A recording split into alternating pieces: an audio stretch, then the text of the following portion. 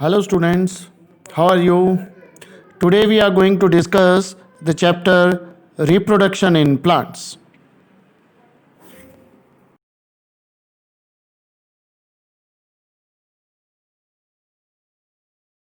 The process through which a living thing, that is, organism, produces new living things, that is, young ones, like itself, is called reproduction. Reproduction allows living organisms to continue to live on the earth from one generation to the other. There are different modes of reproduction in plants.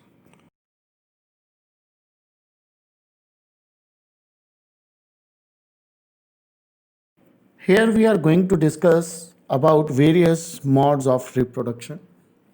As we know, roots, stems, and leaves are called the vegetative parts of a plant. After a certain period of growth, most of the plants bear flowers. These flowers that give rise to fruit.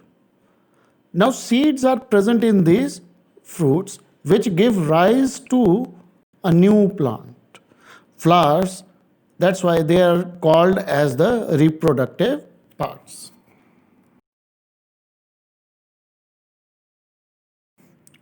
Now, hence, reproduction in plants occurs in two ways. The very first, asexual reproduction, in which the plants give rise to new plants without seeds. And second, the sexual reproduction, in which the new plants are obtained from seeds. Now, the examples of asexual reproduction in plants are tubers, bulbs, ferns, spores, etc.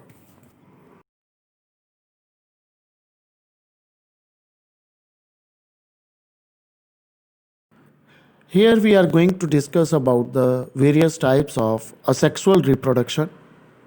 The four types of asexual reproduction are fragmentation, budding, vegetative propagation, spore formation.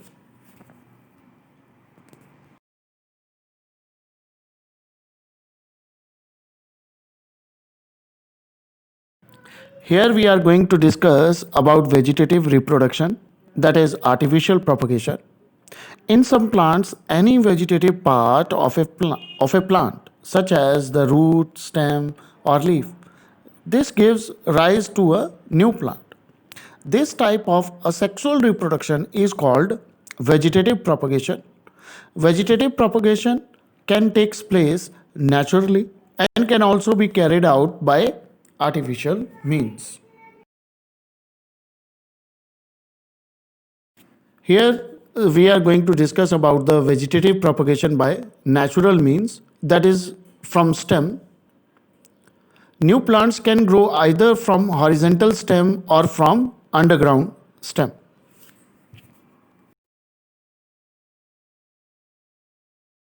From horizontal stems, some plants like sweet potato and dahlia have swollen roots without any shape. These roots are called tuberous roots. These roots have small buds which give rise to a new plant when they are planted in the soil.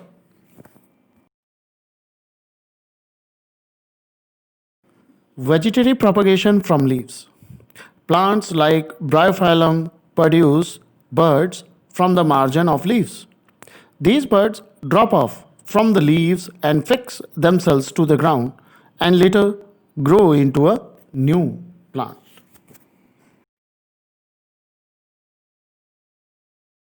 Now here we are going to discuss about the vegetative propagation by artificial means. The very common is the cutting. Plants such as rose, cactus, and bougainvillea can be propagated through cutting from their stem. The cut stem is planted in a moist soil, which eventually developed roots and shoots and grow into a new plant.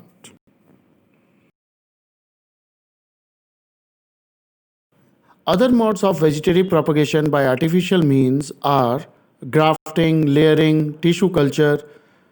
In detail, that will be discussed in higher classes.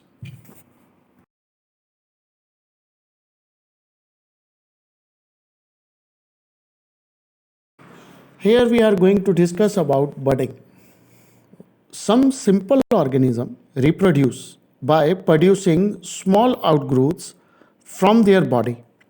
These outgrowths called buds. The bud gradually develops and get detached from the parent cell and form new organism. For example, the reproduction takes place in yeast, that is by budding.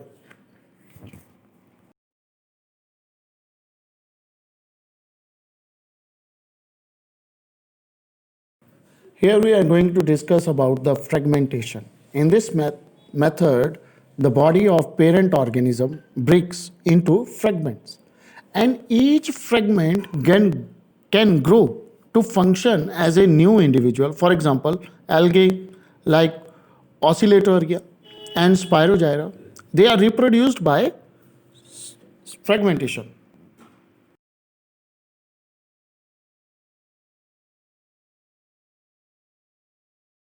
Here we are going to discuss about the spore formation. Spores are tiny spherical unicellular bodies protected by a thick wall to withstand to unfavorable conditions. When the conditions are favorable, these spores germinate into new individuals. Mosses, ferns, fungi, etc. reproduce by this method.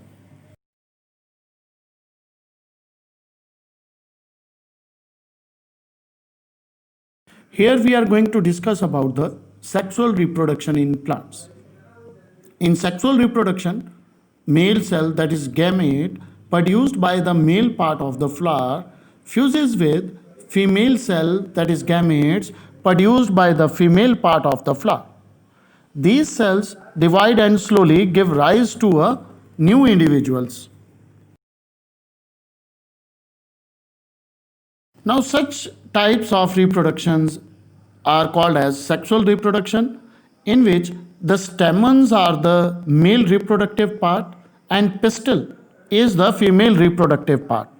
Flowers which contain either only pistil or any stamens are called unisexual flowers. Flowers which contain both stamens and pistils, they are called bisexual flowers.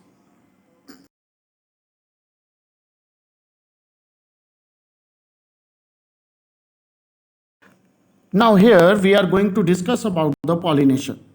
The transfer of pollen grains from the anther to the stigma of the same kind of flower is called pollination.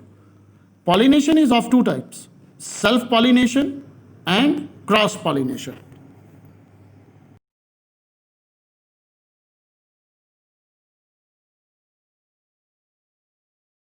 Now here we are going to discuss about the self pollination. Self pollination occurs when the pollen from the anther is deposited on the stigma of the same flower or another flower of the same plant.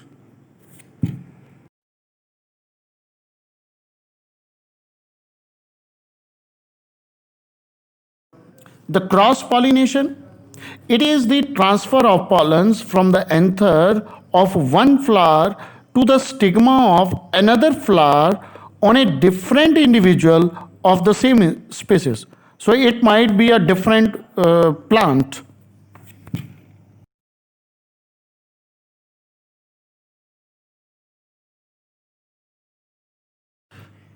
Now here we are going to discuss about the fertilization. When a pollen grain falls on the stigma of a flower of the same kind, it develops a long tube called pollen tube. The pollen tube grows downwards through the style towards the ovary. The male gametes are inside the pollen tube. Once inside the ovary, it enters the ovule.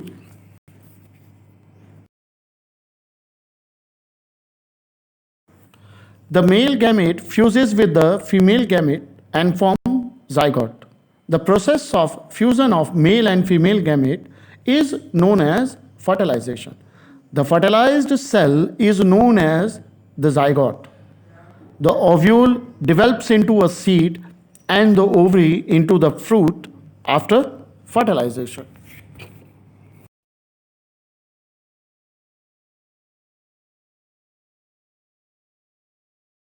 Here we are going to discuss about the fruits and seed formation. The fertilized egg begins to develop inside the ovule and develops into the embryo. The ovule develops into a seed. This seed contains an embryo that is enclosed in a protective seed coating.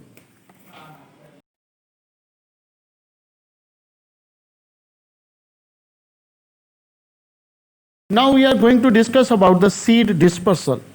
Once the seeds dry, they get dispersed. Seed dispersal is in the scattering of the seeds over a large area by different means. The different means of seed dispersals are wind, water, animals, and explosions of fruits.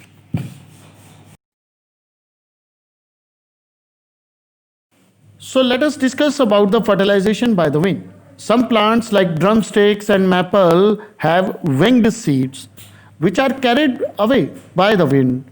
The seed of other plants like milkweed, silk cotton, and devil's tree have tufts of hair which help them to ride on the wind. So they move along with the wind.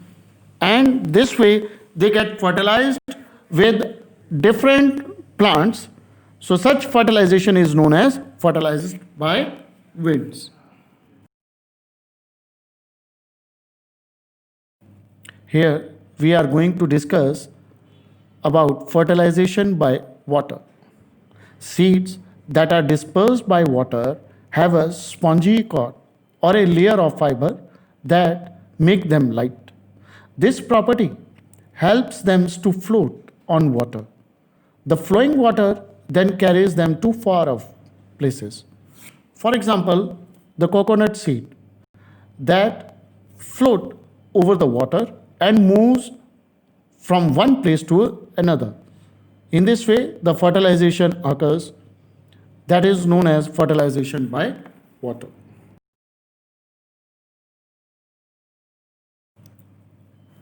Fertilization by animals. So, animals also play an important role for fertilization. Some plants that have fruit or seeds with hooks, bristles, or spines.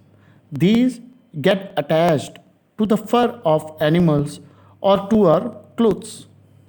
They are carried a long way before they fall off or are brushed off. In this way, the fertilization occurs.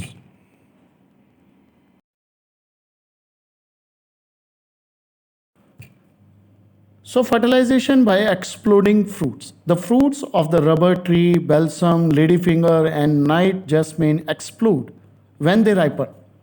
The sudden bursting of the fruit scatters the seeds away from the parent plant and may result reproduction.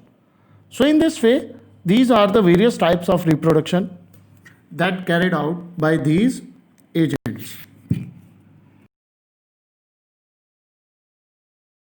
So that's all. Thank you. Have a nice day. Stay healthy and safe.